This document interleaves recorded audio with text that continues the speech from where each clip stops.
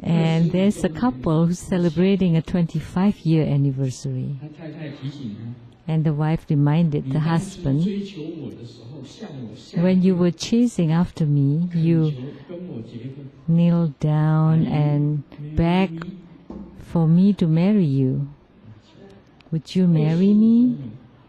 After 25 years. Of course, I cannot say too many years because then you would think that's me. But 25 years, in the past he asked the wife, begged for 1 year, and the wife was very moved, very touched. Remember? You begged me to marry you, and for 1 hour I did not speak because I was so moved. And the husband said, you know that 1 hour was my happiest time. What does it mean? What are you laughing at? Because from then on, the wife kept nagging on and on, never stopped. So think for yourself why the husband is like that. Because you're too glib.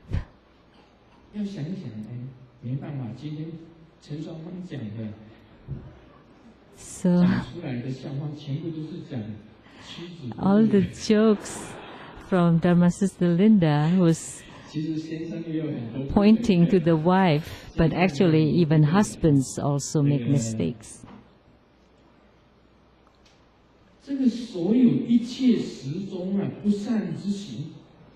So at any moment, always be introspective of one's own wrongdoings.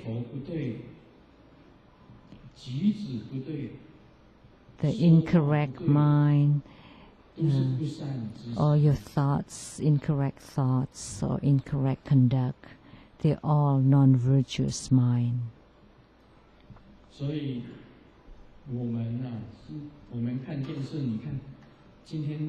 So in watching the television, they talk about over-control. When I was little, that was the case because I was very puny, very small.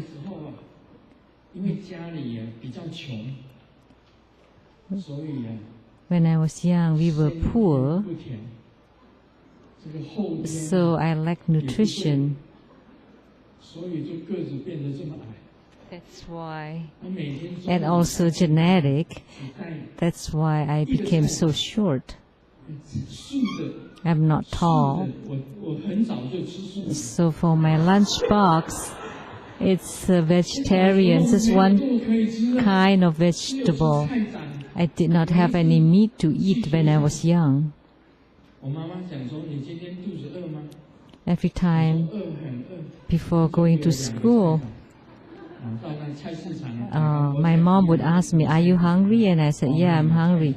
So there's this vegetarian dumpling. There's no meats, no eggs. So this vegetarian rice dumpling with a little bit of peanuts and a little bit of peanut powder and soy sauce. So when I'm hungry, I had 2 of those dumplings. So my mom would ask me, are you hungry today? If I said, I'm okay, so. And she just gave me one piece of dumpling for lunch. So that's the reason why I'm so short. Now I found the reason why I'm so short. So genetically and nutritionally, before being born and after birth, that's the cause. I'm not saying that my mom has the non-virtuous mind, but because at that time we were very poor.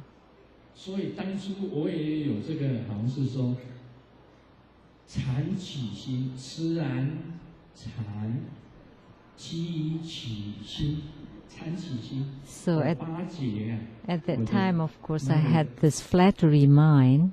So I flattered,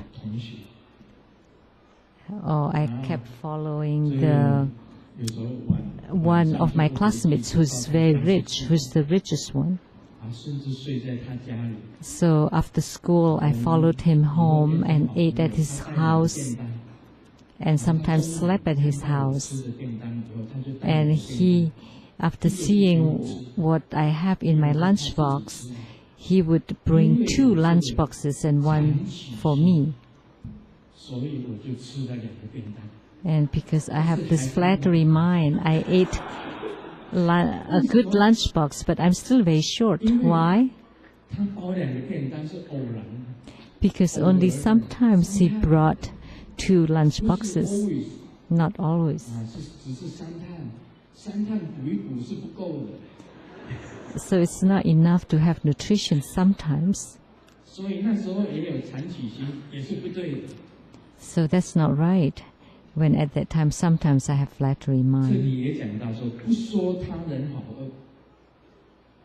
And here, it's also talking about that we should not talk about the goods and the bads of others. As spiritual cultivators, we should not do that. It's best not to talk too much as a spiritual cultivator. We should retain our qi, the vital energy. The great completion Dharma practice from the Nyingma Pa, there is one method to not talking at all. Why? Because when you talk, the energy would move and the light from the light drop will not show. And the lights will be moving. And your mind will not sit on that expansive, the non-dwelling, the all-abiding mind. Because when you talk, your qi would move. Then when the qi moves, your mind would move. And when you stop talking, the mind will not move and the qi will not move. Only then the lights from the light drops will show. This is very important. So if you gossip about this and that and you talk to so many people, it's best not to talk about the goods and the bads of others. It's best not to talk about others. That taking refuge in self, we should always be introspectives of one's own wrongdoings.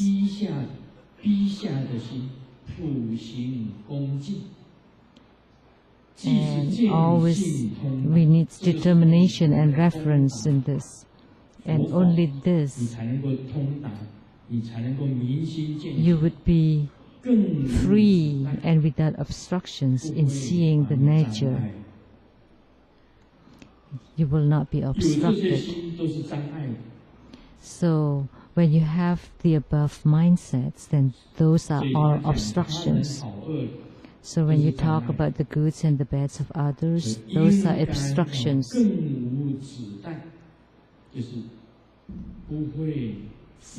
So we should be free and without obstructions. That your mind is, it's free and expansive and completely pure and under full control. So as spiritual cultivators, we should set our mind in purity, in unmovability, without obstructions, in full control, going freely and very expansive, and always maintain this mindset. So this piece of the sutra here, the sixth patriarch was teaching us how to cultivate Om Mani Padme Hum. So here we would like to offer our utmost gratitude to His Holiness, our lineage Guru, for these precious Dharma teachings.